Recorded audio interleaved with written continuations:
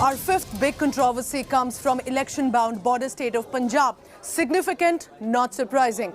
Navjot Singh Sidhu, who returned from the Mata Vaishno Devi shrine in Jammu, said today, and in a strange indirect attack against the Gandhi leadership as it appeared, he said people on the top want a weak chief minister who will dance to their tunes. You, the public, should vote for a strong chief minister who can take decisions. Is there a rebellion already? Has Sidhu perhaps realized that he may not be the one to be announced as the CM face? Both Channi and Sidhu are pushing their image to become the next CM face from the Congress party. Here's more on that story. Take a look.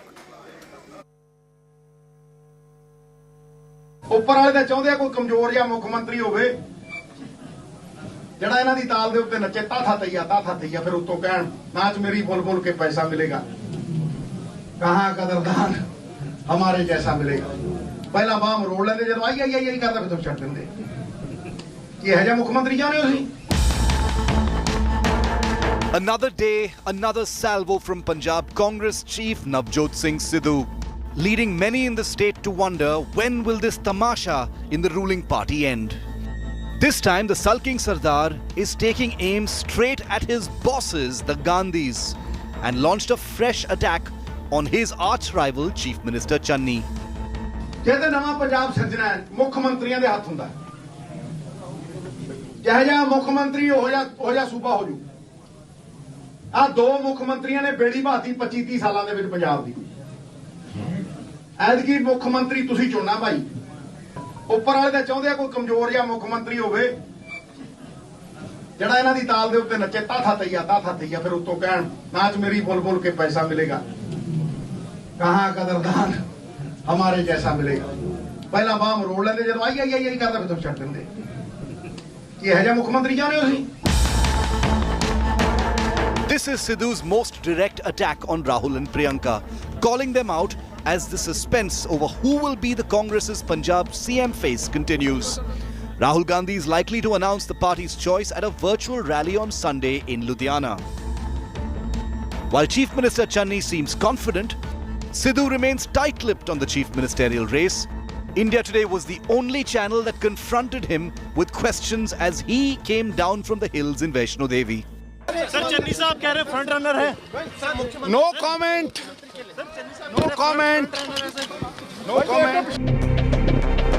The politically savvy Sardar, who is usually never short of words, may have just smelt his endgame. Indications show the Gandhis are set to back Chief Minister Channi, a Dalit, over Sidhu, a Jat Sikh. Congress sources say that Chief Minister Channi is firmly leading in opinion polls on the chief ministerial pick. While Sidhu might be running out of support within the party, his family is rallying around him in full. Navjot Sidhu इसलिए कि उससे honest बंदा politician है नहीं, उसने बहुत कुछ sacrifice किया है। दूसरा उसकी ब्रिलियंस जो है प्रॉब्ली बिकॉज मेडिटेशन ही करता है या काम करता है, और जब काम करते हैं तो रात के 3 बज जाएं 4 बज जाएं 2 दिन जागते रहें उनको कोई फर्क नहीं पड़ता। उनका काम करने का तरीका इतना एग्रेसिव है। Sidhu had been handy for the Gandhis to dethrone Captain Amarinder, but has his usefulness for the Congress now run out? While Channi seems poised to win this war of the Sardars before the election, can the Congress afford a full-fledged rebellion by an upset and angry Sidhu? And will this infighting cost them the Punjab throne? With Sunil G. Bhatt, Kamaljeet Sandhu and Manjeet Sehgal, Bureau Report, India Today.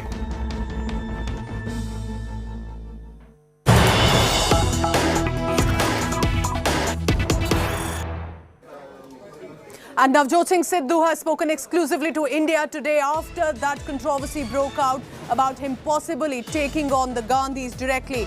Speaking to my colleague Arshdeep Kaur, Sidhu has said, policies popular among people are just a trailer. Party will decide who and which show the entire picture of the Congress plan for Punjab is.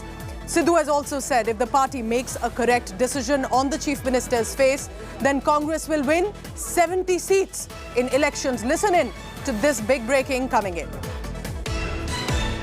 CM face ਨੂੰ ਲੈ ਕੇ ਥੋੜੀ clarity ਦੇ ਦਿਓ ਤੁਸੀਂ। ਮੈਂ ਕੌਣ ਹੁੰਨਾ clarity ਦੇਣ ਵਾਲਾ? ਗਲਤ ਬੰਦੇ ਤੋਂ ਪੁੱਛ ਰਹੀ ਹੈ ਬੇਟਾ, ਨਾ ਮੈਂ 3 ਚ ਨਾ ਮੈਂ 13 ਚ ਨਾ ਮੈਂ ਟੋਕਰੇ ਵਾਲੇ ਬੇਰਾਂ ਚ ਨਾ ਮੈਂ ਪਲੇਅਰਾਂ ਚ ਨਾ ਮੈਂ ਸਪੇਰਾਂ ਚ। ਇਹ ਹਾਈ ਕਮਾਂਡ ਕਲੈਰਿਟੀ ਦੇਗੀ। ਜਿਹੜੇ ਫੋਨ ਆ ਰਹੇ ਨੇ ਆਪਸ਼ਨ ਚਰਨਜੀਤ ਸਿੰਘ ਚੰਨੀ ਤੁਸੀਂ ਤੇ ਬਿਨਾਂ ਸੀਐਮ ਫੇਸ ਤੋਂ ਕਾਂਗਰਸ ਨੂੰ 2022 ਚ ਆਉਣਾ ਚਾਹੀਦਾ ਹੈ, ਤੁਸੀਂ ਕਿਹੜੀ ਆਪਸ਼ਨ ਚੂਜ਼ ਕਰੋਗੇ? ਸੁਣੋ, ਮੈਂ ਪੰਜਾਬ ਦੇ ਲੋਕਾਂ ਦੀ ਆਪਸ਼ਨ ਚੂਜ਼ ਕਰਾਂਗਾ। ਪੰਜਾਬ ਦੇ ਲੋਕ ਹੀ ਤੈਅ ਕਰਨਗੇ ਕਿ ਉਹ 60 ਐਮਐਲਏ ਬਣਾਉਣਗੇ ਕਿ ਨਹੀਂ ਬਣਾਉਣਗੇ। ਔਰ ਬੇਟਾ ਅਗਰ ਉਹ 60 ਐਮਐਲਏ ਬਣਾਉਣਗੇ ਤਾਂ ਹੀ ਸੀਐਮ ਬਣਦਾ ਹੈ। ਸਵਾਲ ਇਹ ਹੈ, you are putting the cart before the horse.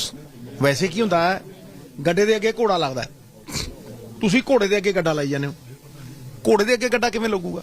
ਪਰ ਰਾਹੁਲ ਗਾਂਧੀ ਜੀ ਉਸ ਦਿਨ ਕਹਿ ਰਹੇ ਸੀ ਕਿ ਵੈਸੇ ਯੂਜੂਅਲੀ ਕਾਂਗਰਸ ਐਵੇਂ ਕਰਦੀ ਨਹੀਂ ਹੈ, ਪਰ ਲੋਕਾਂ ਦੇ ਨਹੀਂ, ਪਰ ਕਾਂਗਰਸ ਹਾਂ ਉਹੀ ਕਹਿ ਰਹੇ, ਕਾਂਗਰਸ ਇਸ ਵਾਰ ਮੰਗ ਗਿਆ ਕਿ ਇੱਕ ਬੰਦਾ ਹੀ ਲੀਡ ਕਰ ਸਕਦਾ ਹੈ। ਬੇਟਾ ਪਿਛਲੀ ਵਾਰ ਵੀ ਇੱਕ ਨੇ ਕੀਤਾ ਸੀ ਨਾ, ਤੇ ਉਹਦੇ ਨਾਲ ਬੰਦੇ ਜੋੜੇ ਸੀ। ਵੇਖੋ ਕਿਤੇ ਵੀ ਜਾਂ ਤੇ ਵੱਡਾ ਮੁੱਦਾ ਹੋਏਗਾ ਜਾਂ ਫੇਸ ਹੋਏਗਾ, ਉਹੀ ਪ੍ਰੋਪੈਲ ਕਰਦਾ ਹਮੇਸ਼ਾ। ਪਿਛਲੇ ਇਲੈਕਸ਼ਨਾਂ 'ਚ ਦੇਖ ਲਓ, ਸਰਦਾਰ ਮਨਮੋਹਨ ਸਿੰਘ ਵਾਜ਼ ਅ ਫੇਸ, ਮੋਦੀ ਜੀ ਵਾਜ਼ ਅ ਫੇਸ, ਠੀਕ ਹੈ, ਪੰਡਿਤ ਜਵਾਹਰ ਲਾਲ ਨਹਿਰੂ ਵਾਜ਼ ਅ ਫੇਸ, ਔਰ ਉਹ ਫੇਸ ਦੇ ਉੱਤੇ ਹੀ ਇਲੈਕਸ਼ਨ ਹੁੰਦੇ। ਜਵਾਹਰ ਉਸ ਤੋਂ ਬਾਅਦ ਵਾਜਪਾਈ ਸਾਹਿਬ, ਮੈਂ ਹਰੇਕ ਪਾਰਟੀ ਦੀ ਗੱਲ ਕਰਦਾ, ਸਮਝੇ ਨਹੀਂ? ਚਿਹਰਿਆਂ ਦੇ ਉੱਤੇ ਇਲੈਕਸ਼ਨ ਇਸ ਕਰਕੇ ਹੁੰਦੀ ਹੈ ਕਿਉਂਕਿ ਚੀਫ ਮਿਨਿਸਟਰ ਕੋਲ ਐਬਸੋਲੂਟ ਪਾਵਰ ਹੈ। ਜੇ ਚੀਫ ਮਿਨਿਸਟਰ ਚਾਹੇਗਾ ਤੇ ਕਿਸੇ ਨੂੰ ਵੀ ਮਰੋੜ ਦੇਗਾ, ਕਿਸੇ ਨੂੰ ਵੀ ਪੰਜਾਬ ਦੇ ਲੋਕਾਂ ਦੀ ਜ਼ਿੰਦਗੀ ਬਦਲਣ ਦੇ ਲਈ ਤਬਦੀਲ ਕਰ ਦੇਗਾ, ਜਾਂ ਫਿਰ ਕਮਾਊ ਪੁੱਤ ਬਣ ਕੇ ਕੈਪਟਨ ਔਰ ਬਾਦਲ ਵਾਂਗ ਲੁੱਟੇਗਾ, ਕੁੱਟੇਗਾ, ਔਰ ਇੱਕ ਮਾਫੀਆ ਸਿਸਟਮ ਖੜਾ ਕਰੇਗਾ ਜਿਹਦੇ ਵਿੱਚ ਪੰਜਾਬ ਦੇ ਲੋਕਾਂ ਦੇ ਰਿਸੋਰਸਿਸ ਜਿਹੜੇ ਉਹਨਾਂ ਦੀ ਭਲਾਈ ਵਾਸਤੇ ਲੱਗਣੇ ਚਾਹੀਦੇ ਸੀ। ਚਰਨਜੀਤ ਸਿੰਘ ਚੰਨੀ ਸਹੀ ਮੁੱਖ ਮੰਤਰੀ ਨੇ, 111 ਦਿਨ ਉਹਨਾਂ ਨੇ ਸਹੀ ਕੰਮ ਕੀਤਾ। ਬੇਟਾ ਮੇਰੀ ਗੱਲ ਨੂੰ ਸੁਣ, ਉਹ ਤੇ ਟ੍ਰੇਲਰ ਚਲਾ ਸਕਦਾ ਸੀ, ਉਹਨੇ ਟ੍ਰੇਲਰ ਚਲਾਇਆ। ਪੂਰੀ ਫਿਲਮ ਦੇਖੋ, ਫਿਲਮ ਕਿਨੇ ਚਲਾਉਣੀ ਹੈ ਉਹ ਹਾਈ ਕਮਾਂਡ ਤੈਅ ਕਰੇਗਾ ਨਾ ਬੇਟਾ, ਪਰ ਫਿਲਮ ਬੜੀ ਜ਼ਬਰਦਸਤ ਹੋਏਗੀ। ਜੇ ਉਸ ਫਿਲਮ ਦੇ ਵਿੱਚ ਇੱਕ ਏਜੰਡਾ ਹੋਇਆ ਔਰ ਇਸ ਮਾਫੀਆ ਨੂੰ ਖਤਮ ਕਰਕੇ ਪੰਜਾਬ ਦੇ ਲੋਕਾਂ ਦੇ ਹੱਕ ਲੋਕਾਂ ਤੱਕ ਡਬਲ ਟ੍ਰਿਪਲ ਕਰਕੇ ਪਹੁੰਚਾਤੇ, ਸਹੂਲਤਾਂ ਲੋਕਾਂ ਨੂੰ ਦੇਤੀਆਂ, ਤੇ ਸੂਬਾ ਰਹਿਣ ਜੋਗਾ ਰਹੇਗਾ। ਨਹੀਂ ਤੇ ਮੈਂ ਤੈਨੂੰ ਲਿਖ ਕੇ ਕਹਿ ਦਿੰਦਾ, ਅਸਲੀ ਚੁਣੌਤੀਆਂ, ਅਸਲੀ ਚੈਲੰਜਸ ਮਾਰਚ ਤੋਂ ਬਾਅਦ ਆਣਗੇ। ਚਰਨਜੀਤ ਸਿੰਘ ਚੰਨੀ ਫਿਲਮ ਦੇ ਹੀਰੋ ਨਹੀਂ ਨੇ, ਇਹ ਤਾਂ ਕਲੀਅਰ ਹੈ। ਸੁਣੋ ਬੇਟਾ, ਫਿਲਮ ਦਾ ਹੀਰੋ ਕੌਣ ਹੈ ਇਹ ਜਿਹੜੀ ਜਨਤਾ ਦੇਖ ਰਹੀ ਹੁੰਦੀ ਹੈ ਨਾ ਫਿਲਮ, ਉਹ ਤੈਅ ਕਰਦੀ ਹੈ। ਫਿਲਮ ਫਲॉप ਹੁੰਦੀ ਹੈ ਤੇ ਉਹੀ ਫਿਲਮ ਬਲੌਕਬਸਟਰ ਵੀ ਬਣਦੀ ਹੈ। ਬਲੌਕਬਸਟਰ ਜਾਂ ਫਲॉप ਕਰਨਾ ਪੰਜਾਬ ਦੇ ਲੋਕਾਂ ਦਾ ਹੱਕ ਹੈ। ਸਰ ਮੈਂ ਸੀਐਮ ਫੇਸ ਵਾਲਾ ਸਵਾਲ ਇਸ ਲਈ ਵਾਰ-ਵਾਰ ਪੁੱਛ ਰਹੀ ਹਾਂ, ਤੁਹਾਡੇ ਤੋਂ ਸਾਰੇ ਮੀਡੀਆ ਵਾਲੇ ਹੀ ਸਵਾਲ ਪੁੱਛਦੇ ਨੇ, ਕਿਉਂਕਿ ਤੁਸੀਂ ਜਿਹੜਾ ਪੰਜਾਬ ਮਾਡਲ ਲਿਆਂਦਾ ਹੈ, ਕੰਮ ਕਰਵਾਉਣ ਦੇ ਵਿੱਚ ਤੇ ਕੰਮ ਕਰਨ ਦੇ ਵਿੱਚ ਕਾਫੀ ਫਰਕ ਹੁੰਦਾ ਹੈ। ਬਹੁਤ ਫਰਕ ਹੈ। ਮੈਂ ਕਹਿੰਦਾ good intentions die unless they are executed. ਸਵਾਲ ਹੀ ਸਭ ਤੋਂ ਵੱਡਾ ਇਹ ਹੈ ਕਿ ਭਾਈ ਜਿਹੜਾ ਉਸ ਦਿਨ ਪੰਜਾਬ ਮਾਡਲ ਰਾਹੁਲ ਜੀ ਦੇ ਮੂੰਹ ਤੋਂ ਸੁਣਿਆ ਤੁਸੀਂ, ਸਮਝੇ ਕਿ ਨਹੀਂ? ਠੀਕ ਹੈ ਕਿ ਨਹੀਂ? ਉਸ ਨੂੰ ਲਾਗੂ ਕੌਣ ਕਰੇਗਾ?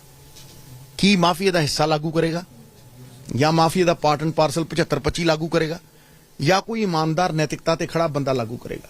ਇਹ ਪੰਜਾਬ ਦੇ ਲੋਕਾਂ ਨੂੰ ਪਤਾ। ਤੂੰ ਐਂ ਕਰ ਬੇਟਾ, ਗਿਆਨੀ ਦੀ ਚਾਹ ਦੀ ਦੁਕਾਨ ਤੇ ਚਲਾ ਜਾ, ਗਿਆਨੀ ਦੀ ਚਾਹ ਦੀ ਦੁਕਾਨ ਤੇ ਤੈਨੂੰ ਫਲਾਣੇ ਲੀਡਰ ਦੇ ਬਾਰੇ ਫਲਾਣਾ ਦੱਸ ਦੇਣਗੇ। ਤੇ ਨਵਜੋਤ ਸਿੰਘ ਸਿੱਧੂ ਦੇ 17 ਸਾਲ ਦੇ ਇਤਿਹਾਸ ਦੇ ਵਿੱਚ ਤੂੰ ਕਿਸੇ ਨੂੰ ਇਹ ਪੁੱਛ ਕਿ ਨਵਜੋਤ ਸਿੰਘ ਸਿੱਧੂ ਕਿਸੇ ਤੋਂ ਚਵੰਨੀ ਰਵਾਦਾਰ ਹੈ, ਕਿਸੇ ਤੇ ਪਰਚਾ ਪਵਾਇਆ? ਨਵਜੋਤ ਸਿੰਘ ਸਿੱਧੂ ਦੇ ਪਰਿਵਾਰ ਨੇ ਕਦੇ ਸੱਤਾ ਹੰਡਾਉਣ ਵਾਸਤੇ ਰਾਜਨੀਤੀ ਕੀਤੀ ਹੈ? ਇਹ ਸਵਾਲ ਕਰ। ਇਹ ਸਵਾਲ ਲੋਕਾਂ ਨੂੰ ਪਤਾ ਨਹੀਂ। ਇਸ ਕਰਕੇ ਜੇ ਤੇ ਗਰਾਊਂਡ ਰਿਐਲਿਟੀ ਜ਼ਮੀਨ ਫਾੜ ਕੇ ਜਿਹੜੀ ਆਵਾਜ਼ ਆਉਂਦੀ ਹੈ ਉਹਨਾਂ ਕੰਨਾਂ 'ਚ ਗਈ ਔਰ ਨਿਰਣੇ ਸਹੀ ਹੋਇਆ ਤੇ 70 ਸੀਟਾਂ ਆਉਣਗੀਆਂ। ਜੇ ਨਿਰਣਾ ਸਹੀ ਨਾ ਹੋਇਆ ਤੇ ਅੱਜ ਪੰਜਾਬ ਦੇ ਕੋਲ ਵਿਕਲਪ ਹੈ ਬੇਟਾ।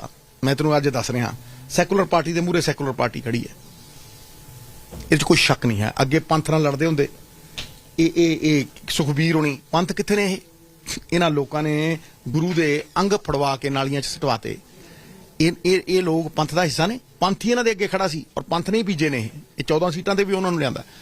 ਜਾਂ ਕਦੇ ਬੀਜੇਪੀ ਨਾਲ ਐਤਕੀ ਲੜਾਈ ਜਿਹੜੀ ਮੈਂ ਦੇਖਦਾ ਕਾਂਗਰਸ ਤੇ ਆਪ 'ਚ।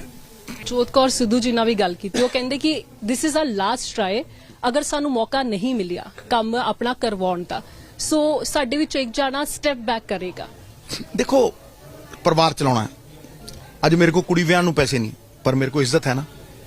ਮੈਂ ਸਮਾਜ ਦੇ ਵਿੱਚ ਖੜਾ ਹੋ ਕੇ ਇਹ ਤੇ ਕਹਿ ਸਕਦਾ ਕਿ ਨਵਜੋਤ ਸਿੰਘ ਸਿੱਧੂ ਨੇ ਆਪਣਾ ਈਮਾਨ ਬਰਕਰਾਰ ਰੱਖਿਆ, ਈਮਾਨ ਨਹੀਂ ਵੇਚਿਆ। ਇਹਨਾਂ ਨੇ ਚਿੱਟੇ ਦੀਆਂ ਪੁੜੀਆਂ ਵੇਚੀਆਂ, ਸਮਝਿਆ ਨਹੀਂ? ਇਹਨਾਂ ਤੇ ਕੀ ਇਲਜ਼ਾਮ ਲੱਗਦੇ ਆ? ਇਸੇ ਕਰਕੇ ਇੱਕ ਬੰਦੇ ਨੂੰ ਘਰ ਚਲਾਉਣਾ ਪਏਗਾ, ਚਾਹੇ ਮੈਂ ਚਾਹੇ ਮੇਰੀ ਵਾਈਫ, ਤੇ ਇੱਕੋ ਹੀ ਬੰਦਾ ਇਲੈਕਸ਼ਨ ਲੜ ਸਕਦਾ ਹੈ। ਇਹ ਬਿਲਕੁਲ ਠੀਕ ਕਿਹਾ ਉਹਨੇ, ਕਿਉਂਕਿ ਘਰ ਦੇ ਭਾਂਡੇ ਵੇਚ ਕੇ ਤੇ ਘਰ ਚੱਲਦਾ ਨਹੀਂ ਬੇਟਾ। ਜਾਂ ਤਾਂ ਮੇਰੀ ਖੱਡ ਚੱਲਦੀ ਹੋਵੇ, ਜਾਂ ਮੇਰਾ ਕੋਈ ਧੰਦਾ ਹੋਵੇ, ਜਾਂ ਮੇਰਾ ਕੋਈ ਬਿਜ਼ਨਸ ਹੋਵੇ, ਠੀਕ ਹੈ, ਜਾਂ ਮੇਰਾ ਕੋਈ ਦਾਰੂ ਦੇ ਠੇਕੇ ਹੋਣ, ਕੋਈ L1 ਦਾ ਲਾਇਸੈਂਸ ਹੋਵੇ ਤੇ ਦੱਸ। ਜਦੋਂ ਸਾਡੇ ਕੋਲ ਉਹ ਨਹੀਂ, ਅਸੀਂ 10 ਦੀ 9 ਦੀ ਕਿਰਤ ਖਾਂਦੇ ਆ, ਤੇ ਫਿਰ ਇੱਕ ਨੂੰ ਪਿੱਛੇ ਹੋਣਾ ਪਏਗਾ।